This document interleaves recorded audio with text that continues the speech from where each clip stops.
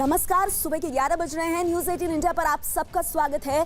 आपके साथ मैं हूं नेहा पंत। न्यूज 18 इंडिया पर सुबह 11 बजे की बुलेटिन की शुरुआत इस वक्त की बड़ी खबर के साथ। केंद्र सरकार ने लॉकडाउन पार्ट 2 के लिए दिशा निर्देश जारी कर दिए हैं।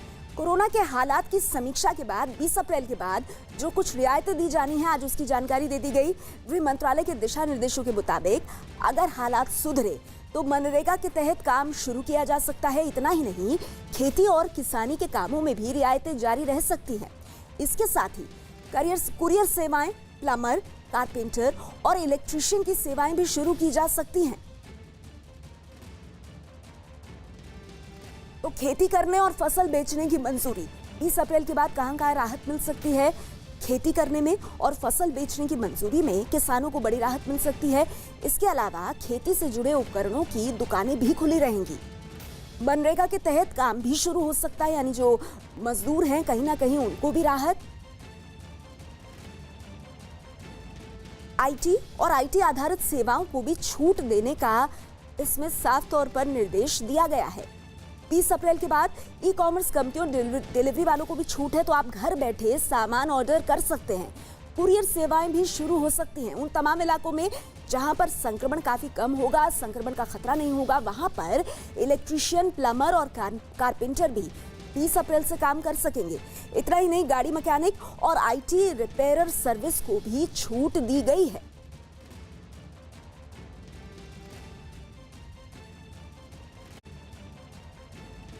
तो 20 अप्रैल के बाद कुरियर सेवाएं शुरू हो सकती हैं। कृषि के कामों में जो लगे हैं, फसल कटाई का जो काम है वो शुरू हो सकता है। निजी सिक्योरिटी और मेंटेनेंस सेवाओं को भी छूट मिल सकती है।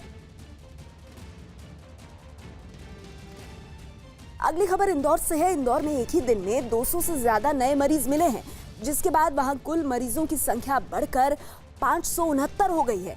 इंदौर में कोरोना से 2 और लोगों की मौत के बाद मरने वालों की संख्या 37 हो गई है। अब तक मध्य प्रदेश में कुल मरीजों की संख्या 899 पहुंच गई है। तो इंदौर से बड़ी खबर आ रही है। एक दिन में 200 मरीज मिले हैं और इसके साथ ही हम बता दें आपको, दिल्ली और मुंबई के बाद इंदौर तीसरा ऐसा शहर बन गया है जहां सबसे बड़ी तादाद में कोरोना के मरीज सामने आ रहे हैं।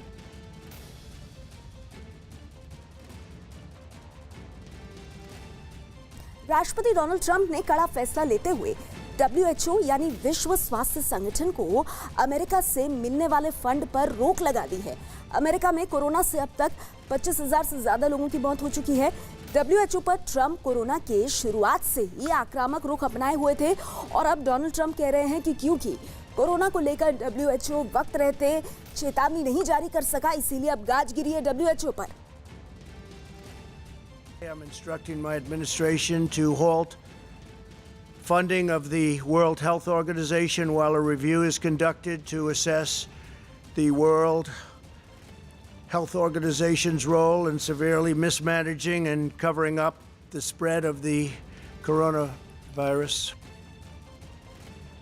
दिल्ली के ITO में पूर्वी दिल्ली को जोड़ने वाले पुल पर सुरक्षा बढ़ा दी गई है। दरअसल एक दिन पहले मुंबई के बांद्रा में घर लौटने की मांग करते हुए रेलवे स्टेशन के बाहर भारी भीड़ जुट गई थी। मुंबई जैसे हालात दिल्ली में ना हो, इसके लिए पुलिस पूरी तरह से मुस्तैद हो चुकी है। नई दिल्ली की ओर से पूर्वी दिल्ली की ओर आने वाली हर गाड़ी की कुछ इस तरह से कड़ी तलाशी ली जा रही है, जैसा आप तस्वीरों में देख रहे हैं। इसकी वजह से ITO ब्रिज पर गाड़ियों की लंबी लाइन लग गई। मुंबई के बांद्रा में मंगलवार को हुई घटना के बाद दिल्ली में सुरक्षा कड़ी कर दी गई है। यहाँ पर गुजरने वाले हर एक वाहन की तलाशी हो रही है। इंश्योर किया जा रहा है कि वो ड्यूटी पर जा रहे हो, उनके पास वैलिड पास हो, तभी उनको आगे बढ़ने दिया जा रहा है। ये ITO का इलाका है, मुख्य सड़क है जो कि पूर्वी दिल्ली से नई दिल्ली स्टेशन को जोड़ने वाली सड़क है और नई दिल्ली स्टेशन की तरफ लोग ना जाएं, ये कोशिश की जा रही है। लगातार जो रेल मंत्रालय की तरफ से भी ट्वीट करके बताया गया है कि 3 मई तक कोई भी ट्रेन नहीं चलेगी, ना तो स्पेशल ट्रेन, ना प्रीमियम ट्रेन, ना ही मेल एक्सप्रेस ट्रेन, किसी भी तरह की यात्री ट्रेन की सेवा जो है वो 3 मई तक बंद है। इसके अलावा सूत्र बताते हैं कि रेलवेज ने दिल्ली पुलिस से भी संपर्क किया कि वो नई दिल्ली स्टेशन की तरफ अगर किसी भी तरह का मूवमेंट हो तो उसे रोके, लोगों को ये बताए कि कोई भी ट्रेन जो वो नहीं चल रही। इसलिए दिल्ली पुलिस ने अपनी सुरक्षा यहाँ पर काफ़ी चाक चौबंद कर दी है। नई दिल्ली की तरफ जाने वाली सड़क जो है आप देख सकते हैं कि बड़ी संख्या में यहाँ गाड़ियाँ हैं। जो कि आम तौर पर लॉकडाउन के दौरान नहीं देखी जा रही थी। गाड़ियां निकल रही थी, लेकिन अब दिल्ली पुलिस ये कोशिश कर रही कि एक एक गाड़ी की तलाशी हो, इंश्योर किया जाए कि उसमें केवल वैलिड पास वाले ऑन ड्यूटी जो लोग हैं केवल वही सड़क पर आगे चल सके। तो दिल्ली पुलिस अपनी तरफ से पूरी तरह से तैयार है। उत्तर प्रदेश के फर्रुखाबाद में पुलिस ने लॉकडाउन का पालन नहीं करने वालों पर कड़ी कार्रवाई की। साथ ही लॉकडाउन तोड़ने वालों की पहचान करने के लिए अब ड्रोन का सहारा भी लिया जा रहा है। दरअसल शहर के हर गली और मोहल्ले में ड्रोन कैमरों से निगरानी रखी जा रही है। इतना ही नहीं, जो भी लॉकडाउन का पालन नहीं कर रहा है उसके खिलाफ मुकदमा भी दर्ज किया जा रहा है। हालांकि पुलिस कोरोना से बचने के लिए लॉकडाउन का पालन करने की नसीहत दे रही है। इसके बावजूद लोग घरों से बाहर निकल रहे हैं, जिसके बाद पुलिस ने सख्ती करनी शुरू कर दी है। अभी शहर में इस ड्रोन को शुरू किया गया है और लक्ष्य हमारा ये है कि इसकी व्यवस्था करके किराए तैयारी का जैसे भी होगा अधिक से अधिक स्थानों पर जहाँ गलियों में छिपने की गुंजाइश है उन पर हम इसका इस्तेमाल करेंगे। और इससे अगर हमें ऐसा लगता है कि लॉकडाउन में व्यवधान पैदा करने वाले लोग कुछ हैं और वो हमारे ड्रोन के जद में आते हैं, उसके आधार पर फिर उनके खिलाफ हम मुकदमा भी लिखेंगे।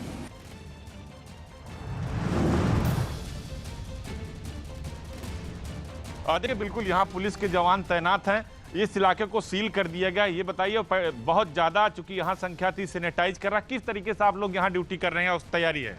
यहाँ तो हम लोग बहुत परिस्थितियों बस जो है कर रहे हैं। तैयारी तो बड़ी तगड़ी है। यहाँ किसी प्रकार का यहाँ कोई जो है, कोई अंदर बाहर नहीं आ जा पा रहा? नहीं, कोई नहीं आना जाना किसी का नहीं है। सबसे ज्यादा सेंसिटिव इलाका यही है। 12 जमाती यहीं पाए गए थे और संख्या बढ़ रही, 75 पहुंच गई लखनऊ। हाँ, संख्या तो डेली बढ़ रही है। डेली चेक इन हो रहा है, जिसे चेक इन हो रहा है बढ़ती जा रही है संख्या। तो देखा जीनत आपने कि ये लोग भी ड्यूटी कर रहे हैं, खुद को खतरे में डालकर कर रहे हैं। और ये सबसे ज्यादा सेंसिटिव इलाका, इस पर सरकार को ज्यादा फोकस करना होगा, अधिकारियों को ज्यादा फोकस करना होगा, क्योंकि जिस तरह संख्या बढ़ रही है मरीजों की, वो एक खतरे की घंटी है। जीनत, ठीक, बहुत शुक्रिया आप दोनों का। पहले सदर बाजार में 20 मिलते हैं पॉजिटिव, फिर 31 मिलते हैं, आंकड़ा 51 हो जाता है 300 मीटर के दायरे में। सोचिए किस तरह की सिचुएशन है। लखनऊ के सदर इलाके का जायजा लिया हमारे सहयोगी ऋषभ मणि त्रिपाठी ने। राजधानी लखनऊ के सदर इलाके में एक साथ 31 कोरोना पॉजिटिव मामले मिल गए हैं, जिसके बाद से इस पूरे इलाके में बृहद रूप से सैनिटाइजेशन का काम चल रहा है। कैंटोनमेंट बोर्ड, नगर निगम, स्वास्थ्य विभाग, जिला प्रशासन की टीमें एक एक मकान, दुकान पर सैनिटाइजेशन का काम कर रहे हैं। आप देख सकते हैं इस वक्त हम सदर इलाके में ही मौजूद हैं, जहां पर कैंटोनमेंट बोर्ड और नगर निगम की टीमें सैनिटाइजेशन का काम कर रही हैं। इसी इलाके की अलीजान मस्जिद से 12 जमाती कोरोना पॉजिटिव मिले थे, जिसके बाद इलाके में सैनिटाइजेशन का काम चल रहा था। इसके साथ ही सैंपल कलेक्शन का काम चल रहा था। इस इलाके से जो सैंपल्स 2 दिन पहले लिए गए थे, आज सुबह KGMU लैब ने उनकी टेस्ट रिपोर्ट जारी की है, जिसमें 31 कोरोना पॉजिटिव पाए गए हैं। इस इलाके से जो सैंपल्स कलेक्ट हुए थे, शाम तक कुछ और सैंपल्स की रिपोर्ट भी आएगी। अगर वो रिपोर्ट भी नेगेटिव होती है तो लखनऊ सदर के इस इलाके में कम्युनिटी स्प्रेड का खतरा बढ़ जाएगा। कैमरामैन मनोज शाही के साथ ऋषभ मणि त्रिपाठी, न्यूज़ 18 लखनऊ। अगली खबर मध्य प्रदेश से। मध्य प्रदेश के इंदौर के कुछ लोगों पर लॉकडाउन के बीच निजी गाड़ी बुक करके सतना जाने का आरोप लग रहा है। दरअसल इंदौर जैसे राज्य के बड़े शहरों से लॉकडाउन के बीच निजी गाड़ी का निकलना प्रशासन की ओर से बड़ी लापरवाही माना जा रहा है। दावा है कि इस दौरान ना तो वाहन को रोका गया और ना गाड़ी में बैठे दर्जन भर लोगों से कोई पूछताछ ही हुई। हालांकि सतना से इंदौर लौटने पर गाड़ी को जब्त कर ड्राइवर और उसके साथी को हिरासत में ले लिया गया है। वहीं सभी यात्रियों की मेडिकल जांच की जा रही है।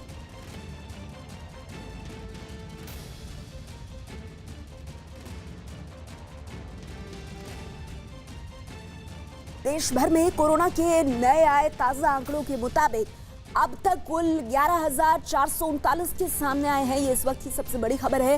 देश भर में मरने वालों का आंकड़ा बढ़कर 377 पर पहुंच गया है, जबकि अब तक कुल 1,306 लोग कोरोना से ठीक भी हो गए हैं। तो देश भर में कोरोना के कुल ठीक हुए मरीजों की संख्या हम आपको बता रहे हैं, लेकिन कोरोना के मरीज बढ़कर अब 11,000 के पार हो गए हैं, 11,439। और अब तक कोरोना के कहर की वजह से 377 लोग अपनी जान गंवा चुके हैं।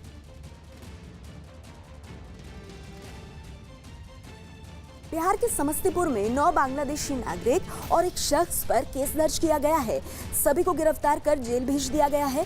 बताया जा रहा है कि समस्तीपुर पुलिस ने धर्मपुर के एक मकान से बांग्लादेशी नागरिकों को हिरासत में लिया था। इन सभी को 29 फरवरी को हिरासत में लेकर क्वारंटीन सेंटर में रखा गया था। इन सभी पर वीजा नियम तोड़ने का आरोप है। महाराष्ट्र में पालघर के पास एक गांव में अनाज बांटने पहुंचे लोगों पर गांव वालों ने हमला कर दिया। बताया जा रहा है कि इलाके में चोर होने की अफवाह फैलने की वजह से लोगों ने अनाज बांटकर लौट रहे लोगों पर हमला कर दिया और घटना की जानकारी मिलने पर पुलिस वाले बीच बचाव के लिए वहां पहुंचे तो लोगों ने उन पर भी पत्थर फेंकने शुरू कर दिए। बताया गया कि इलाके में पिछले कुछ दिनों से रात में चोरों के घूमने की अफवाह फैली हुई है और अनाज बांटने पहुंचे लोग भी इस अफवाह की चपेट में आ गए। तो महाराष्ट्र के पालघर में पुलिस पर यह हमला हुआ है। चोरी की अफवाह फैली थी, जिसके बाद पुलिस इस इलाके में पहुंची थी और उस दौरान पुलिस की टीम पर भी हमला किया गया है। अनाज बांटकर लोग लौट रहे थे। पालघर में पुलिस पर हमला हुआ इस दौरान तब जब पुलिस बीच बचाव करने पहुंची। घटना महाराष्ट्र के पालघर की है।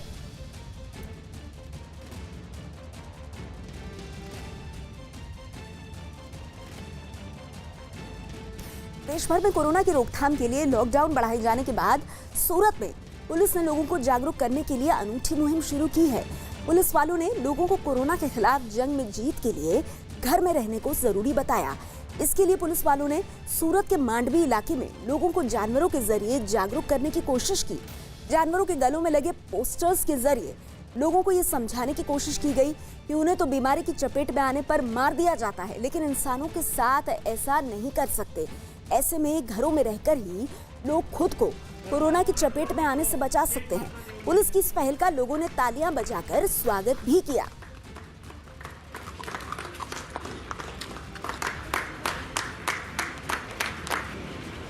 आज हम ऐसा मैसेज देना चाहते हैं कि जब जानवरों को रोग होता है कोई भी प्रकार का, तब हम उनको मार डालते हैं। जैसे डॉग्स को रेबीज़ होता है तो हम उनको मार डालते हैं। जब बर्ड फ्लू होता है तो हम चिकन्स को मार डालते हैं। जब स्वाइन फ्लू होता है तो हम पिग्स को मार डालते हैं। लेकिन हमें ये जानवर ऐसा मैसेज देना चाहते हैं कि जब आपको रोग हुआ है हम आपको मार नहीं सकते, पर हम आपको ऐसा मैसेज दे रहे हैं कि आप घर में रहें तो कोरोना से बच सकते हैं। इसी मैसेज के साथ हम रोड पे आए हैं आज।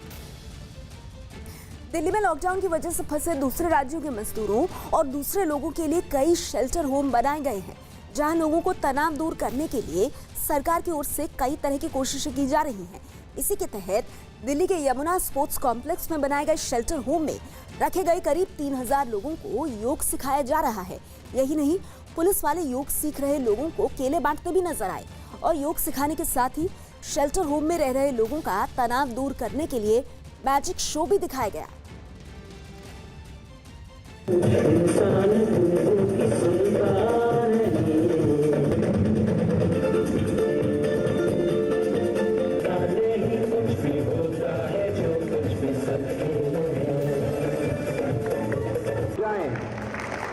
हमारे सफाई कर्मचारी ये चीज है,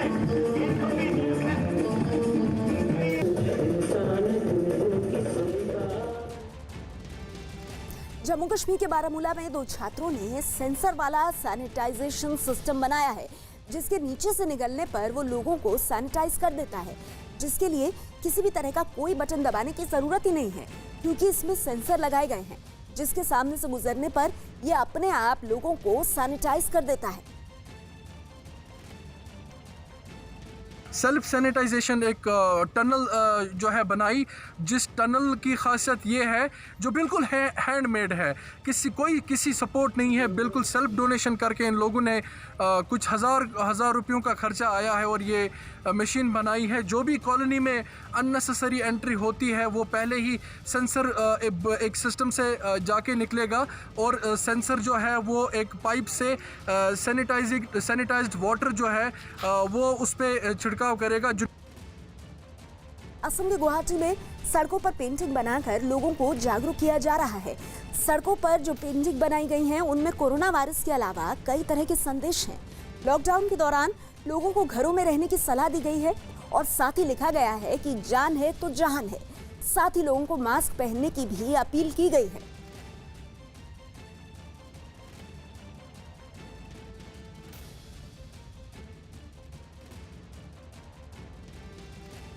और इस वक्त हम आपको बता दें, पूरे देश की नज़र महाराष्ट्र से जो खबर आई, कल मुंबई से जो खबर आई उस पर लगी हुई है।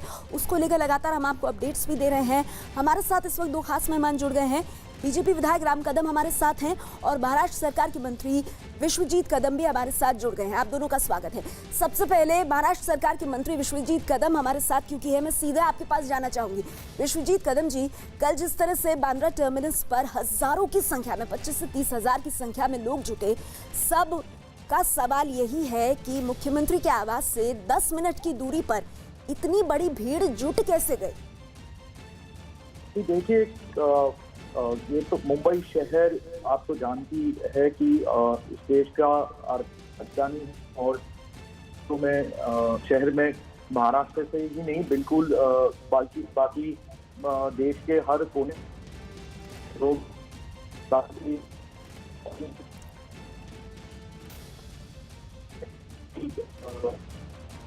विश्वजीत जी, आपकी आवाज हम तक सही तरह से नहीं पहुंच रही है। आपका कनेक्शन मैं दुरुस्त कराने की कोशिश करूंगी क्योंकि आप जो कह रहे हैं लोगों तक पहुंचना बहुत जरूरी है। लेकिन राम कदम जी, मेरा सवाल आपसे वही है सर कि इतनी बड़ी भीड़ मुख्यमंत्री आवास से 1 किलोमीटर से भी कम दूरी पर, आप तो मुंबई से विधायक हैं, बहुत भली भांति वाकिफ है आप मुंबई के चप्पे चप्पे से। राम कदम जी, ये इतनी भीड़ आई कैसे? क्या कर रही थी सरकार, क्या कर रहा था प्रशासन? देखिए कि ये संकट की घड़ी में हम किसी भी आरोप प्रत्यारोप या कटाक्ष की मानसिकता में नहीं है। हम महाराष्ट्र की सरकार को पूरी तरह से सहयोग करना चाहते हैं संकट की घड़ी में। पर दुर्भाग्य ये रहा है कि लॉकडाउन होने के 21 दिन के बाद भी महाराष्ट्र की सरकार लोगों तक जो मोदी सरकार ने मुफ्त में अनाज दिया है वह अब तक पहुंचा नहीं सकी। अगर आज के आंकड़े अगर आप देखें तो केवल मात्र 23% अनाज जो लोगों को मुफ्त में देना है, उतना ही अनाज महाराष्ट्र की सरकार ने दुकानों तक पहुंचाया है। और एक दिन पहले यानी आज का दिन है, यानी परसों से उन्होंने लोगों को बांटना शुरू किया।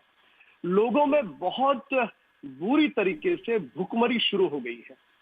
सरकार दावे कर रही है कि रोज 6.5 लाख लोगों को वे मुफ्त में भोजन खिला रहे। कहाँ खिला रहे? हम कोई आरोप नहीं करना चाहेंगे, ये सारे के सारे लोग सवाल उठा रहे हैं। राम कदम जी, विश्वजीत गाँव कदम हमारे साथ हैं, वो सरकार में मंत्री हैं। मेरे ख्याल में हम जरूर चाहेंगे कि वो आपके सवाल का जवाब दें। विश्वजीत जी, अगर आप हमें सुन पा रहे हैं, आप सवाल का जवाब देना चाहेंगे। राम कदम जी कह रहे हैं सिर्फ 23% तक अनाज मुहैया कराया है और वो काम भी सरकार ने परसों से शुरू किया है। तो ये लोग परेशान होकर के ऐसे भीड़ नहीं लगाएंगे तो क्या करेंगे?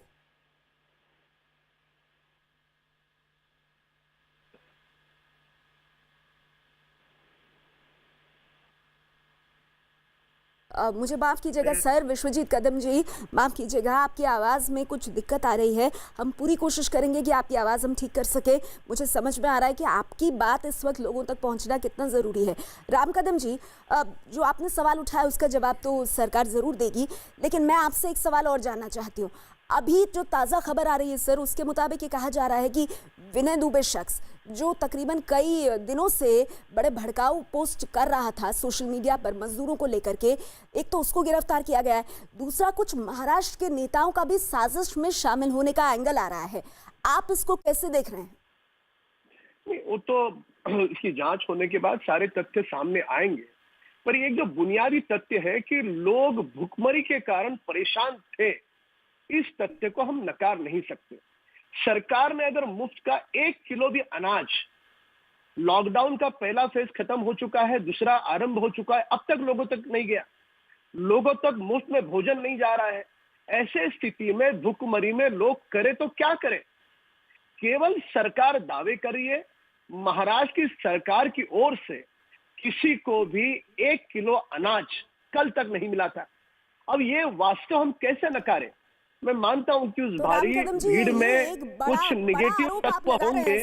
ये बहुत बड़ा आरोप आप लगा रहे हैं। हमें सरकार के जवाब का इंतजार रहेगा। राम कदम जी, आप कह रहे हैं कि 1 किलो अनाज भी सरकार की तरफ से कल तक नहीं दिया गया, लेकिन मुख्यमंत्री उद्धव ठाकरे ने तो कल भी प्रेस कॉन्फ्रेंस नहीं, उन्होंने जब जनता को संबोधित किया रात 8 बजे, तो उन्होंने कहा कि आप लॉकअप में नहीं है, लॉकडाउन में है, आप रहें मेरे साथ, हम सबकी सुरक्षा करेंगे। पर आप कह रहे हैं कि सरकार खाना ही नहीं मुहैया करा रही है। देखें, मैं जिम्मेदार विधायक हूँ, 3 टर्म का विधायक हूँ, पार्टी का प्रवक्ता हूँ। केवल मात्र 23% जो मोदी सरकार ने 3 महीने का खाना अनाज कहा है, केवल मात्र 23%, वह भी केवल 1 महीने का, उतना ही अनाज दुकानों में गया है कल और परसों के दिन। और दूसरी बात बता दूं, उसमें केवल 19 लाख रेशन कार्ड उतने ही आते। बाकी रेशन कार्ड के लिए जब लॉकडाउन समाप्त होगा अप्रैल में, मई में ये देना आरंभ करेंगे। लॉकडाउन समाप्त होने के बाद उनको आप 8 रुपए और 12 रुपए किलो वाला सस्ता वाला अनाज दोगे, क्या उसका उपयोग है? ठीक है, तो राम खत्म जी, आपके सवाल अहम है। न्यूज़ 18 इंडिया पर हम कोशिश करेंगे कि आपके इन सवालों का जवाब हमें महाराष्ट्र की सरकार से मिल सके। शुक्रिया आपका हमारे साथ जुड़ने के लिए। अगली खबर का रुख करते हैं। उत्तराखंड के रामनगर में सुबह के वक्त सब्जी मंडी में लॉकडाउन के नियमों की धज्जियां उड़ती दिखाई दी हैं। दरअसल मंडी में सब्जी खरीदने पहुंचे लोगों के चेहरे पर ना तो मास्क नजर आया और ना ही लोग सोशल डिस्टेंसिंग के नियमों का पालन करते दिखे। जबकि 3 मई तक लॉकडाउन बढ़ाने का ऐलान करते वक्त प्रधानमंत्री मोदी ने लोगों से कोरोना के खिलाफ जंग जीतने के लिए चेहरे को ढकने और सोशल डिस्टेंसिंग को बेहद अहम बताया था। लेकिन उत्तराखंड के रामनगर की मंडी देखिए आपको कहीं भी सोशल डिस्टेंसिंग नहीं नजर आएगी और कई लोग बिना मास्क के ही इस मंडी में घूमते नजर आ रहे हैं। यह हाल तब है जब प्रधानमंत्री ये कह चुके हैं कि देश में अब कोरोना का कोई नया मामला आए तो हमारे लिए चिंता की बात है, कोई कोरोना से किसी की मौत हो तो हमारे लिए चिंता की बात है। और ऐसे में कल ही लॉकडाउन की अवधि 19 दिन के लिए बढ़ाई जाती है और उत्तराखंड के रामनगर की मंडी से एक ऐसी तस्वीर आ रही है जहाँ पर कई खरीदार और कई दुकानदार बिना मास्क के हैं। जिन्होंने मास्क भी लगा रखा है तो सोशल डिस्टेंसिंग का कोई भी पालन करता नहीं दिख रहा है।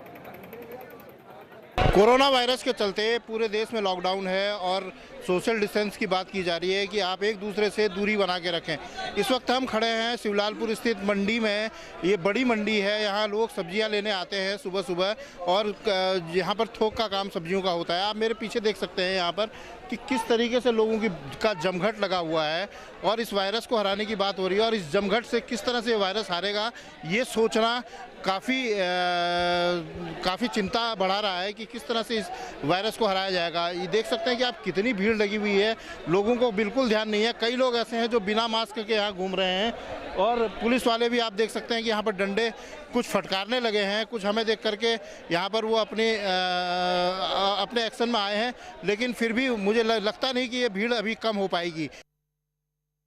वाराणसी की जेल में कैदियों ने एक टनल बनाई है जिसमें से गुजरने पर आदमी सैनिटाइज हो जाता है। इसके साथ ही कैदी जेल में मास्क और सैनिटाइजर भी बना रहे हैं।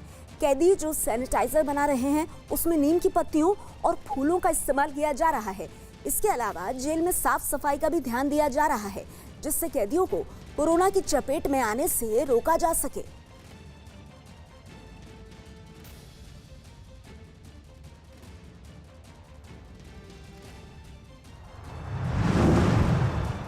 जी अभी की स्थिति जो है वो बताइएगा। देखिए जी, तो अभी की जो स्थिति है, पूरे गांव में फोर्स तैनात कर दी गई है। लॉकडाउन का दौर चल रहा है, उसके चलते बड़े पैमाने में पुलिस है। जो युवक है जिसकी गोली लगी है उसको अस्पताल में भर्ती करा दिया गया है। डॉक्टर कहना कि खतरे से बाहर है, किसी प्रकार की ऐसी गंभीर स्थिति नहीं है। हाँ। लेकिन पुलिस ने अपनी पूरी फोर्स भारी तादाद में। ग्रेटर नोएडा की हम बात करें स्पेशली तो देखिए आंकड़े जो हैं नोएडा ग्रेटर नोएडा का जिक्र करें, स्पेशली गौतम बुद्ध नगर का 80 से ज्यादा हो चुके हैं कोरोना पॉजिटिव के। उस लिहाज से ये खबर भी तनाव की तरफ इशारा करती है। बहुत शुक्रिया आप हमारे साथ जुड़े और इसी के साथ इस बुलेटिन में इतना ही। नमस्कार। खबर राजस्थान से आ रही है। राजस्थान में कोरोना से 12वीं मौत हुई है। जयपुर के सवाई मानसिंह अस्पताल के आइसोलेशन वार्ड में भर्ती एक महिला की मौत हुई है। 58 साल की ये महिला जयपुर के रामगंज की रहने वाली थी। इस वक्त की बड़ी खबर राजस्थान से, कोरोना की 12वीं मौत हुई है। एक महिला जिसकी उम्र 58 साल बताई जा रही है।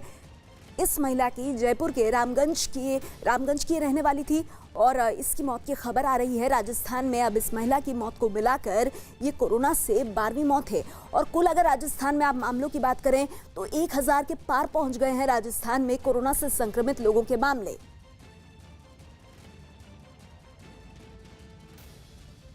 छत्तीसगढ़ के कोरबा के 3 कोरोना मरीजों को रायपुर के अस्पताल से छुट्टी दे दी गई है। इन तीनों मरीजों को इलाज के बाद छुट्टी दी गई। इनका अस्पताल के डॉक्टरों और नर्सों ने काफी हौसला बढ़ाया। तीनों लोगों में कोरोना के लक्षण मिलने के बाद अस्पताल में इन्हें भर्ती कराया गया था। जहां इनकी कोरोना रिपोर्ट पॉजिटिव आई थी। अब ये तीनों मरीज पूरी तरह से ठीक हो गए हैं, जिसके बाद उन्हें अस्पताल से छुट्टी दे दी गई। रायपुर के एम्स में कोरबा के 30 लोगों का इलाज चल रहा है। जी जी चलो आ जाओ।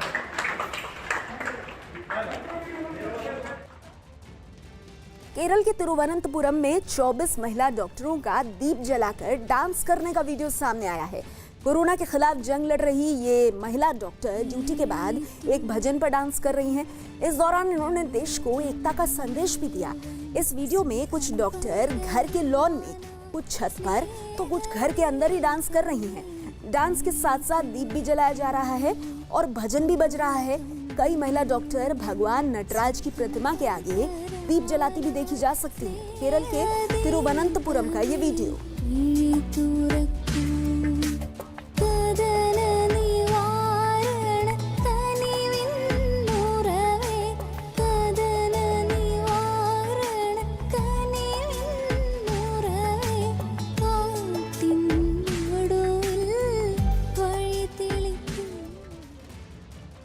केरल के आलपुषा में लॉकडाउन की वजह से राजस्थान से वहां गए हुए कलाकारों की समस्या सुलझाने के लिए कुछ लोग सामने आए हैं।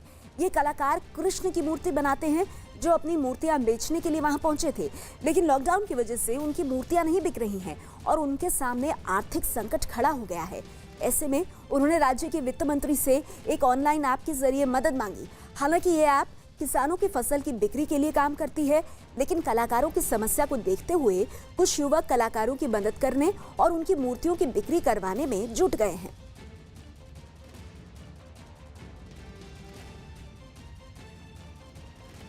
ओडिशा में कोरोना के मरीजों की संख्या 60 तक पहुंच गई है, जबकि अकेले राजधानी भुवनेश्वर में ही 46 मरीज पॉजिटिव पाए गए हैं। ऐसे में कोरोना से जंग लड़ने के लिए भुवनेश्वर नगर निगम पूरी तरह से मुस्तैद है। नगर निगम के कर्मचारी और पुलिस ने मिलकर पूरे शहर को ड्रोन की मदद से सैनिटाइज किया। शहर की इमारतों और सड़कों पर भी केमिकल का छिड़काव किया गया। ड्रोन 30 किलो का वजन उठा सकता है, जिसमें 15 किलो केमिकल रखा गया और छिड़काव किया गया। अकेले भुवनेश्वर में ही कोरोना के कुल 46 मरीज हैं। तो भुवनेश्वर में शहर का सैनिटाइजेशन कैसे किया गया है, किस तरह से ड्रोन की मदद ली जा रही है, उसकी आप तस्वीरें देख रहे हैं। भुवनेश्वर में शहर का सैनिटाइजेशन। और अगर अकेले हम भुवनेश्वर की बात करें तो कुल कोरोना के 46 मरीज भुवनेश्वर में निकले हैं। पूरे ओडिशा में 30 अप्रैल तक के लिए देशव्यापी लॉकडाउन से पहले ही सरकार ने फैसला ले लिया था और ओडिशा के भुवनेश्वर में सैनिटाइजेशन की ये तस्वीरें। बिहार के दरभंगा में एक कोरोना आइसोलेशन वार्ड से 2 कैदियों की भागने की कोशिश नाकामयाब रही। शहर तस्करी के आरोप में गिरफ्तार शराब तस्करी के आरोप में गिरफ्तार हुए दोनों कैदियों को अदालत में पेश होने के बाद 14 दिन के लिए दरभंगा मेडिकल कॉलेज के आइसोलेशन वार्ड में भेजा गया था, जिसके बाद दोनों कैदी अस्पताल की छत से कूदकर भागने की कोशिश कर रहे थे, लेकिन मोहल्ले वालों की मदद से पुलिस इन्हें पकड़ने में कामयाब रही। तो शराब तस्करी का इन पर आरोप लगा, उसके बाद इन्हें गिरफ्तार किया गया और ये जब भागने की कोशिश कर रहे थे उस दौरान इनको फिर से पकड़ा गया। बिहार के छपरा में जांच के दौरान पुलिस ने चोरी छिपे एक ट्रक से जा रहे 29 लोगों को पकड़ लिया। ये लोग लॉकडाउन के बावजूद ट्रक में छिपकर कोलकाता से गोपालगंज जा रहे थे। ट्रक से जा रहे इन परिवारों में कुछ बच्चे भी शामिल थे। पुलिस ने सभी लोगों को जांच के लिए अस्पताल में भेज दिया है और जिला प्रशासन उन सभी के खाने और रहने का इंतजाम कर रहा है। छपरा के तरैया इलाके में हुई इस जांच के बाद पुलिस ने दूसरे जिलों से जुड़ी सीमाओं पर कड़ी निगरानी शुरू कर दी है।